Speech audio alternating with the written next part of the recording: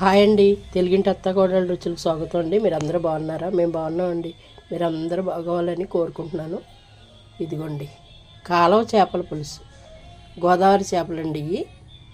కాలువ చేపల పులుసు, అదిగో వారి రైసు, అన్నం కంచంలో పెట్టి కూర వేసానండి. అదిగోండి కూర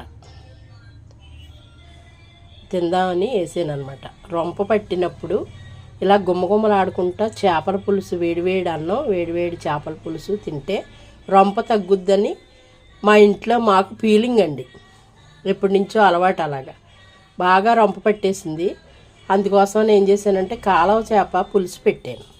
దీంట్లో పొడి మసాలా వేసండి, ధనియాలు, జీలకర్ర, మెంతులు, ఆవాలు వేపేసి లైట్గా పొడి చేసుకునండి.